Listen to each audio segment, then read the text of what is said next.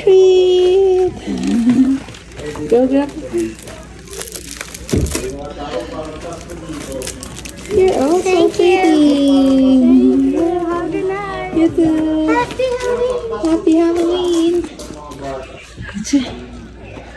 Hello mga kabaching-ching! At ito na nga ang part 2 ng aming Halloween special vlog. Nitong hapon nga ay nagkaroon na ng mga trick or treat sa mga bahay-bahay. Mostly kasi naka-costume na yung mga batang yan sa school nila. Kaya after ng school, diretso na sila sa trick or treat. Nakakatuwa nga kasi yung ibang bata, sabi namin, go pick your candies.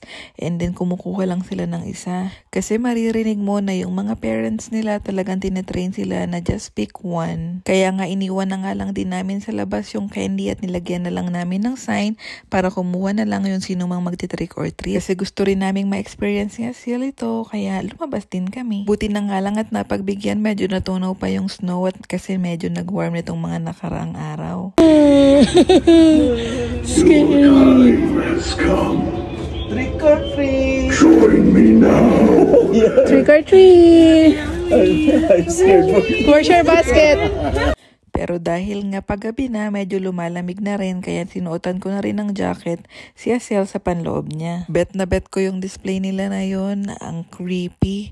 Nagulat talaga kami nila Ma'am Bless at Kuya. At dahil medyo gabi na rin kami nag-start ng trick or treat dahil hinantay pa namin silang magising sa pagkakanap, sabi ko kay Kuya ay dali na lang ang sasakyan at magantay na lang somewhere. Pinark niya na lang sa medyo malapit na lalakaran namin para hindi naman kami ganong lamigin. Mga ilang bahay nga lang din ang mga kinatok namin at usually yung mga bahay ng mga kakilala na rin namin. Alam mo yung feeling na namamasko ka sa Pinas, ganun, nakakamiss din kasi eh. And at the same time, ang sarap din naman sa feeling nung ikaw yung mag-aabot ng candies. Siguro kung wala pa kaming anak, baka enjoy na enjoy kaming mag-abot ng mga candies sa mga bata. Kasi ang cute nila at iba-iba nga talaga ang kanilang mga costumes. At dahil nga nung iniwan namin yung candies namin sa harapan ng bahay nang walang bantay, sabi ko kay Kuya tuwing mauubos ay re-repilan niya na lang. Kaya chinecheck ko na lang sa CCTV namin kapag ka na-empty na yung bucket. Siguro mga nakatatlong refill din kami bago tuluyang maubos yung mga candies. Sabi ko nga kung kakapusin pa ang candies namin ay ibibigay na rin namin itong mga na-trick or treat namin. Pero awa ng Diyos ay sumobra pa ng konti kaya hindi na namin naibigay ito.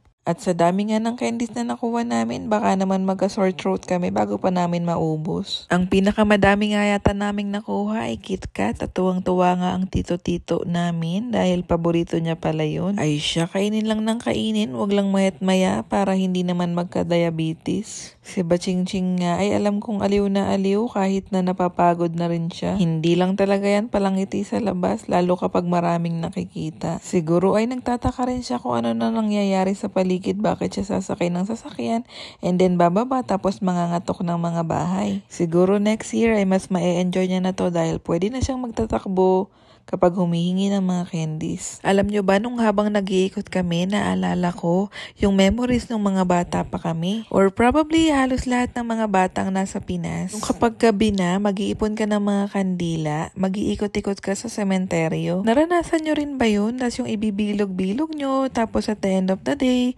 ipapatimbang nyo. At yun nga, isa sa mga paborito kong childhood memories. Yung tipong ang simple pa lang ng buhay, hindi pa ganun ka-high-tech, pero mas naalala ko pa noon, lagi kami nagpipresenta na mauna sa sementeryo. Dahil nga busy ang mga kalsada at maraming tao, nauuna na kami, mga alas 5 ng umaga ay nagpapauna na kami para makapagdala na ng mga upuan at lamesa. Tapos babantayan na namin yung pwesto, yung pansyon. Minsan nga kami na yung maglilinis din before ang undas. Konting walis-walis, tapos yung mga tito at tita namin, mga nagdadamo at saka nagpipintura na rin. Ang undas kasi sa Philippines, grabe, parang reunion na rin talaga. Sa sobrang busy na nga ng buhay, madalang na lang talagang magkita-kita ang magkakamag-anak. Pero tuwing November 1 nga, tiyak, halos nandun lahat. Ang simple pa lang ng buhay kasi wala ka pang iniisip na bayarin. Ang pinoproblema mo lang ay makapag-ipon ka ng mga kandila para maibenta. Tapos ipambibili ko yun ng mga fishball at kikiam. Ang sarap nun eh. O siya, balik nga tayo dito sa trick or treat namin sa Canada. Nung bandang alas 7 nga ay lumipat naman na kami dito sa rec center. Inayos nga nila to ng pagkaganda-ganda para sa mga tao. Libre nga lang to, pero bongga talaga. I must say na sobrang effort naman talaga ang mga binibigay nila dito pagdating sa Halloween. Buti na nga lang at hindi ganun kadilim dito ngayon unlike last year. At sobrang dami nga ring bata, kaya nag-decide kami na mag-back out na lang kasi mainit at mahaba rin ang pila. Nadidinig din kasi namin na may mga nagsisigawan. Ang worry namin ay baka may nananakot. Baka masyado lang magulat ang mga babies namin. Dahil nga kabisa na ng mga babies namin itong lugar na to tuwing playdate nila. Nung binitawan namin sila ay kanya-kanya na silang punta sa paboritong spot nila. Ayan si Ate Scarlett at Ate Candice nilalaro si Asiel. Ang totoo niya na iyan ang paboritong laro ni Bachingching. At paborito niyang mga kalaro ay medyo may mga edad na sa kanya. Yung tipong mga kaya nang tumakbo at makipagharutan talaga sa kanya. Ayan at makikita niyo naman kung gaano siya kasaya. Hinaharangan na nga siya ni Ate Candice at Ate Scarlett niya gawa ng paikot-ikot siya. Si Ate Scarlett nga at Ate Candice ay gusto talaga ng baby brother. Sana baby brother na yung kasunod nila. At alam niyo ba nung lunchtime namin na trick or treat, may isang matanda pa ngang nagalit sa amin. Nagalit din siya dun sa Tim Hortons. Kasi akala niya hindi ginagawa yung orders niya. Medyo busy lang din kasi talaga tong Tim Hortons kaya dire-diretso ang mga tao. At feeling niya nga dahil dumating kami at nag-trick or treat ay hindi na aasikasuhin ang orders niya. Kahit ginagawa naman na talaga yung orders niya. At kinakausap din siya ng ibang cashier. Siguro ay may pagka-racist nga lang din tong si Lola. Dahil nakita niya nga na kami ay puro Pilipino.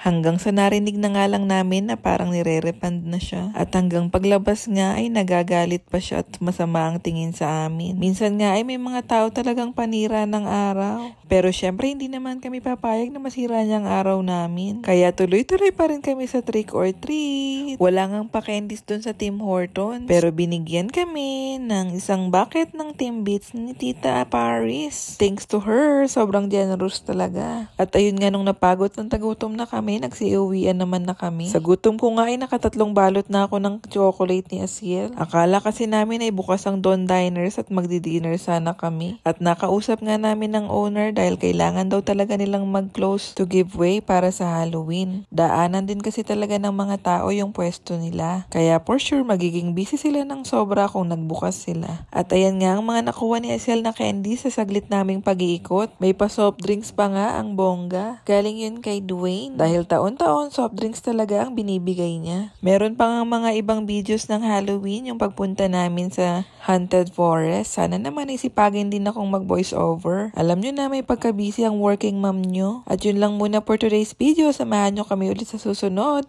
Okay, Bachingching!